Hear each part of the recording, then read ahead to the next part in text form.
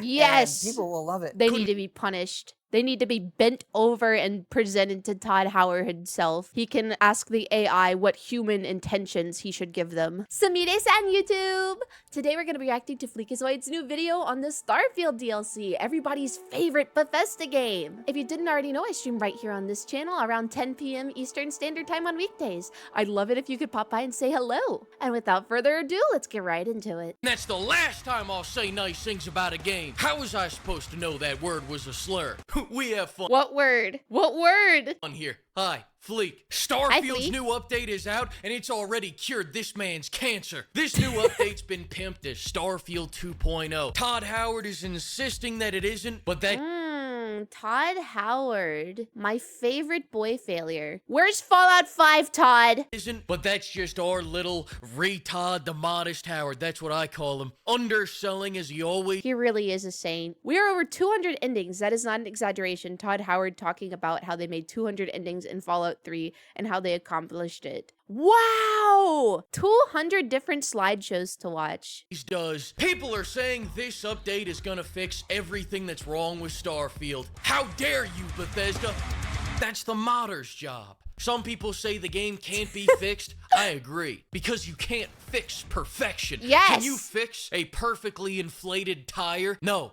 And you can't fix Starfield because it's the pinnacle of human achievement. Todd Howard reached for the stars and landed on the steppy stool. Starfield was boring on release, I'll admit it. And I'll also admit that you can't be boring in our current world. We've reached such levels of dopamine and stimming that managing a moon launch is a second Bro, I'm watching the NASA launch and one of the guys in the control room has classic WoW open on another monitor. Wait, can you guys see it? monitor activity to WoW Classic. What did you expect out of World of Warcraft players? They've never even seen grass. You really think they give a fuck about what goes on above it? Hi, Fleek here, Bethesda's #1 fan. I was there when Todd Howard was conceived. The new Starfield DLC isn't a revamp because it doesn't need a revamp. Alright, they just remembered where they left the other half of the content. Oh my back God. on launch. We got more guns, more armor, more space modules, and more modifiers. The paid DLC adds a new Clanka faction, cause Todd, seeing all the Clanka hate online at the moment, decided to Todd absolutely loves clankas. He absolutely loves clankas. This should not come as a surprise to anybody. capitalize on that. Trap Howard's an industrious little scamp. Don't come into this expecting any big story. It just adds another enemy to the spawn pool. That's it. Story DLC with no story. 4 new locations and seeing them like 6 times each on repeat. Any big story. It just adds another enemy to the spawn pool, and then past level 50 they added dynamic Incursions. The Terran Armada DLC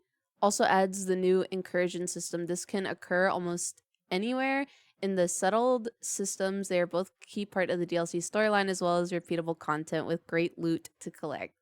So what is this? Is this like something they added to distract you from the fact that the game actually doesn't have like any story?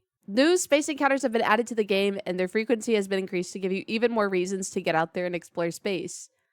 Yeah, so space was literally boring before. They just added a whole bunch of nothing. boring as shit. They added turf wars between chips and bloods. Thankfully, this DLC also doesn't add in any more handcrafted planets, because after walking around that empty husk I paid $30 for, I don't think my mind could take $30? That is a steep amount for a bunch of dookie. any more of retard's genius. Last December, Bethesda came out of the clanker closet announcing their use of AI. Todd Howard confirms Bethesda uses AI, but emphasizes human intention behind it. Maybe what we're supposed to take away from this is that when they say this, they are in fact talking about Todd Howard. Todd Howard is the AI. Did you vibe code the hell out of this so we could have 16 times the bugs? Todd, you shouldn't have. No. Todd Howard says AI is not a fad, but we're not using it to generate anything. That handcrafted human intention is what makes things special, and that's what we want it to be. Well, then why can't you use that handcrafted human intention to make the things that AI was gonna make for you? In fact, I don't think the AI even uses AI. Since one side or the other was threatened to close this embassy down in 4 years. Todd Howard made it clear they fucked this up one stroke at a time, the good old-fashioned way. Say what you want about all-seeing Emperor Howard, this is a man that gives the fans what they want. Typical Bethesda fashion. The stock vanilla game is now broken with this update. No starships or planets are visible during gameplay, and my character is missing in the menus. My system and game are all stock, no mods. It's not really a Bethesda game if you don't have to install a lot of stability mods in order to play it. It's kind of the signature. Todd, thanks for joining me today. Remember when you made that empty planet and charged us $30 for it? Yeah. You know what I called it? Sharded space. We can get you a booster seat if you need it. I think he Does needs the a big boy diaper. want a big boy booster seat?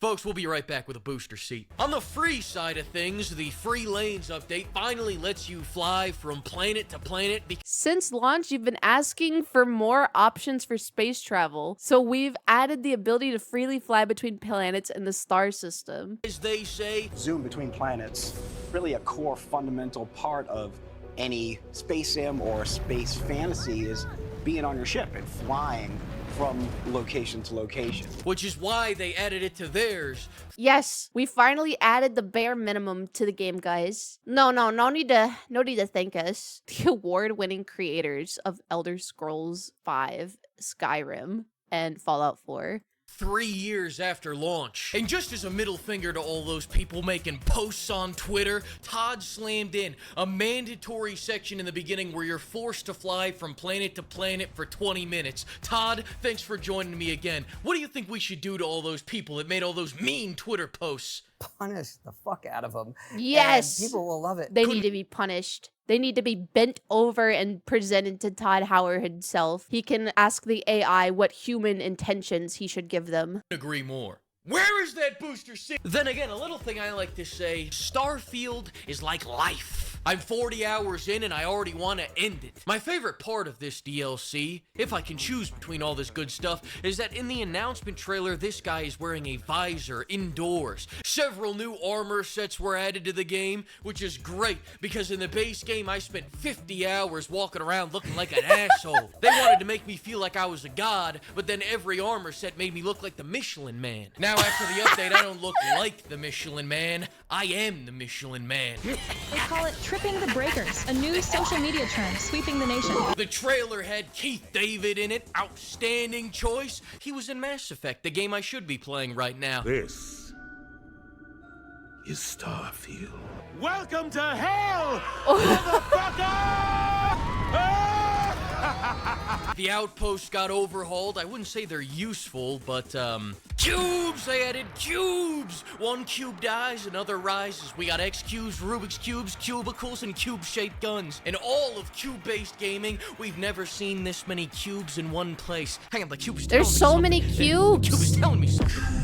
Check out Fleekazoid, everybody. Overall, the reaction to the DLC has been... Oh, they're still working on that game? That was my reaction when I found out that they were still adding stuff to Fallout 76. But I guess the difference is that Fallout 76 is actually apparently really good now. Can't get past the 100-hour prologue. They're programmed to judge a book by its cover. And the first 1,000 pages, people don't have the patience to push through the shit to get to the fucks. My personal thoughts after playing this DLC is that I didn't play this DLC. Crimson Desert is out. You think I'm playing this shit? Also, all my save files got corrupted because I put Shrek into the game. Todd, do you have any closing thoughts before I get back to running my Clanka farm? Show me what you think is the hardest thing, and I will beat it. Todd, that's not going to get you a good review. Oh, Todd. You always know how to live up to your promises, don't you, buddy boy? And that's it for this video. If you played the new Starfield DLC, I would love to know your thoughts. And please let me know in the comments, and I will see you guys next time. Bye-bye!